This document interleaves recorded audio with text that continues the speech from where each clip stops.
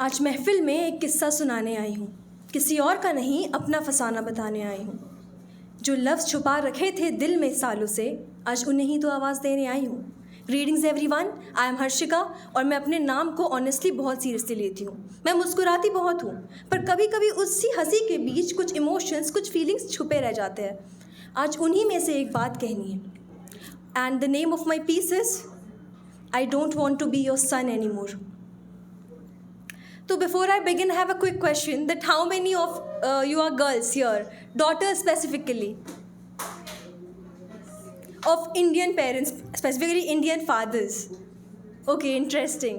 You'll relate to it, please lend me your ears. Okay, so I begin.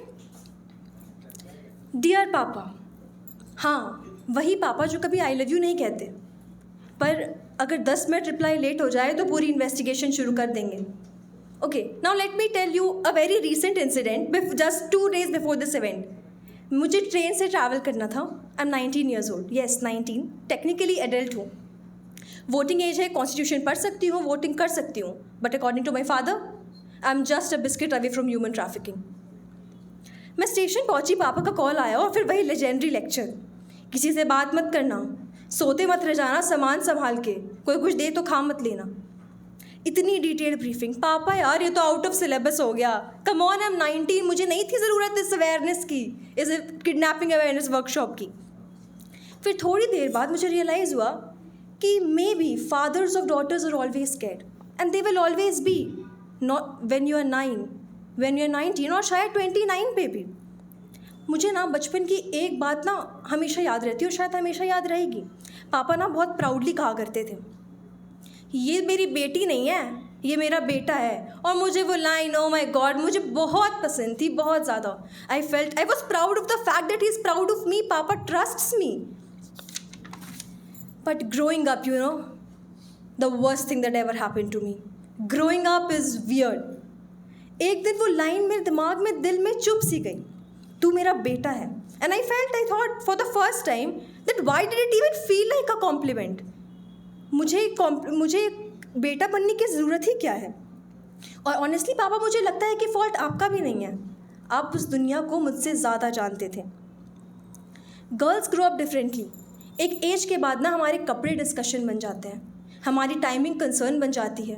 And girls become careful, very careful. We share live locations, we walk faster at night, we hold keys differently. But yesterday उस train वाले lecture के बाद ना मुझे समझ आया that it was never about trust. पापा just knew that how the world is. But पापा, एक बात बोलूँ, कभी कभी ना केयरफुल रहते रहते ना मैं थोड़ी थक सी जाती हूँ. हर फ्रीडम को जस्टिफाई करना, हर डिसीजन को एक्सप्लेन करना, और फिर भी दुनिया का डर ख़त्म नहीं होता. कितनी अजीब बात है ना. पहले बेटियों को पंख दिए जाते हैं और फिर उन्हें हवा से डरना सिखा दिया जाता है. मैं बस इतना ही कहना चाहती हूँ कि बेटी को बेटा बोलना ज़रूरी है क्या? बेटी को बेटा बोलना ज़रूरी है क्या? शेरनियाँ भी दहाड़ती है, इसके लिए मायने बदलना ज़रूरी है क्या? आसमान नापने के लिए मेरे पंखों को नया नाम देना ज़रूरी है क्या? ताकत की परिभाषा के लिए मेरा लहू कम है क्या? बेटी हूँ, तूफ़ानों से लड़कर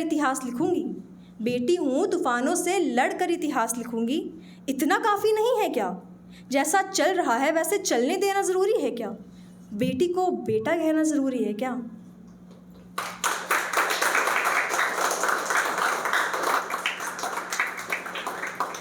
And maybe this is what being someone's daughter feel like. I know one day I may grow older, maybe stronger, maybe fearless, maybe I'll stop needing those lectures.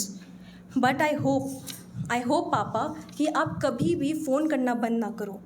और जब मैं घर लेट आऊँ, थोड़ी इंडिपेंडेंट लगूँ या दुनिया थोड़ी खुद से हैंडल करना सीख जाऊँ, तो मुझे देखकर ये मत बोलना कि ये मेरा बेटा है. बस ये कह देना कि हाँ ये मेरी बेटी है.